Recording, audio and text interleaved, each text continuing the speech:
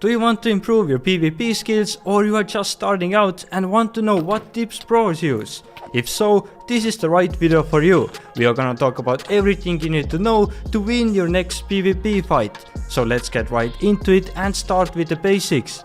What armor should you use? The easiest answer is that your armor should be as strong as possible. Makes sense, right? Try to get the full protection 4 and unbreaking 3 armor. You can also add other enchantments, but these two should be the main ones. There's one enchantment that I would never add to my PvP gear, and that is thorns. Thorns can do damage to other players when they hit you, but that also means that your armor will use up the durability much faster. And since PvP fights can get quite long, it might happen that your armor just runs out of durability and breaks because of the thorns, so I would avoid that. Now let's talk about the weapons you should have with you. The most obvious choice is maxed out sword, but there are some other options. If your opponent is using a shield, for example, you probably want to use an axe to attack him, since when hitting with an axe, your shield will be disabled for 5 seconds. This gives you time to do a lot of damage without your opponent being able to defend himself. But if your enemy is holding a totem or a food item in their offhand, you should definitely use a sword, since sword does a lot more damage per second than axe can do. Another option is to use an axe and sword combo, meaning you will disable your opponent's shield with an axe and then quickly start attacking him with your sword. This method requires a lot of practice though. Another weapon you should have with you is a bow or a crossbow. A fully enchanted bow can do a lot more damage per shot, but crossbows can be loaded and kept in your inventory, so you can quickly shoot when needed. The choice is up to you. Now let's talk about food. The most OP food to use is definitely the enchanted golden apples, but since they are pretty hard to get, let's take a look at some more reasonable options.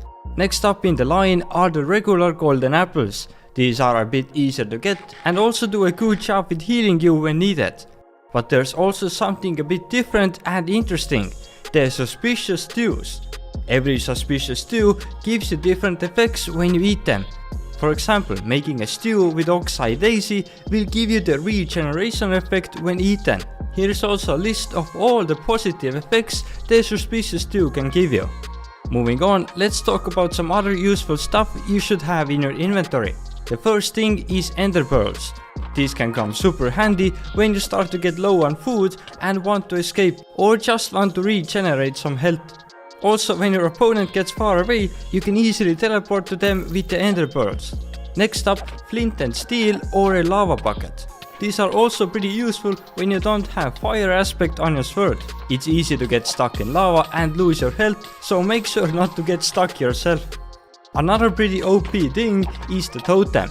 This is a bit more of a late game item, but a must have when not using a shield. Also the potions. Make sure to carry quite a few of those in your inventory. The best ones are probably strength, speed, instant health and the regeneration one. When you happen to fight in the wilderness and you can place blocks, make sure to try out the end crystals. They do crazy amount of damage and are definitely worth trying out. Just keep in mind that it's pretty easy to also blow up yourself with them, so be careful. And when you happen to fight in the nether or in the end, use beds, since they also blow up and do a lot of damage. Even respawn anchors also blow up and work in the end and overworld. The only place they don't work is in the nether. Now that we have talked about the best gear you should use when PvPing, let's also take a look at the best strategies and tips when actually fighting. First, choose your weapon based on your opponent's gear. That means when your enemy is using a shield, for example, it is very hard to do damage with a sword. So make sure to also use a shield and an axe. Also, never spam click when playing in a version of 1.9 plus PvP. This will result in you doing almost 0 damage and just wasting your weapon's durability. So a really bad idea. Also, you gotta forget the scroll wheel and practice quickly switching between the hotbar slots with your numbers. This is a lot quicker than using your mouse and also more accurate. A super crucial part of PvP, since you have to act quickly to hit your combos and stack some nice damage to the enemies.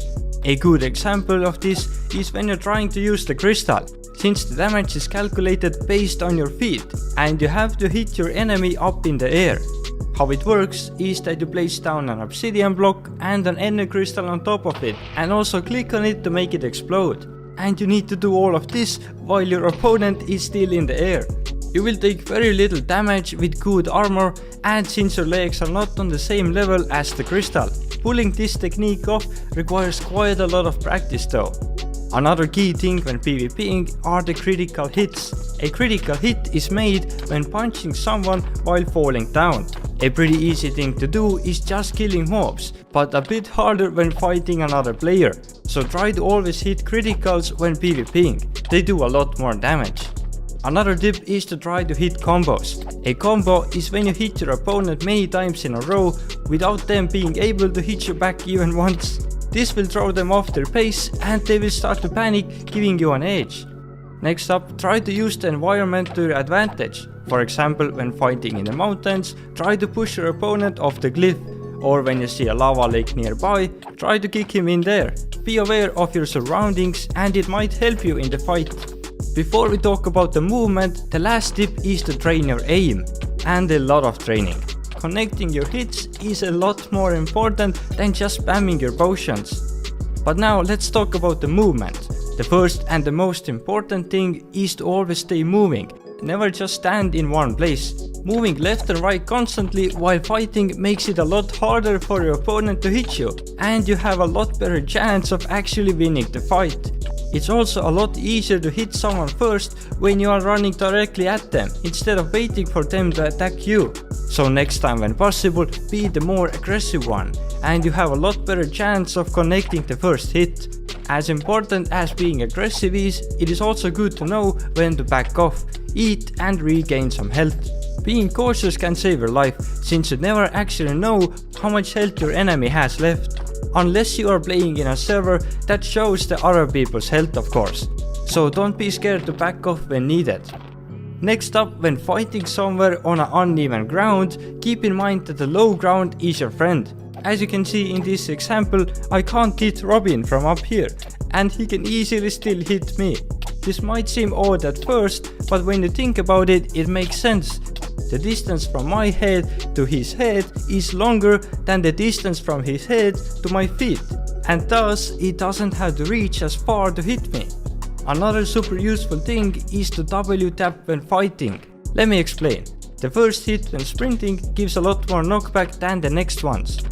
So the strategy involves double tapping W after you hit to cancel the sprinting and start a new sprint again. This gives each one of your hits a stronger knockback. You can't do critical damage when sprinting though, so you will have to use this in situations like playing sumo. This is when you're trying to push the opponent off the platform. But none of those tips can save your life when you get killed from behind, so make sure to always face your enemy straight to the eyes. This way you are aware of his location and you can act accordingly. And then either fight or just run for your life. I hope you learned something new and keep on practicing. See ya!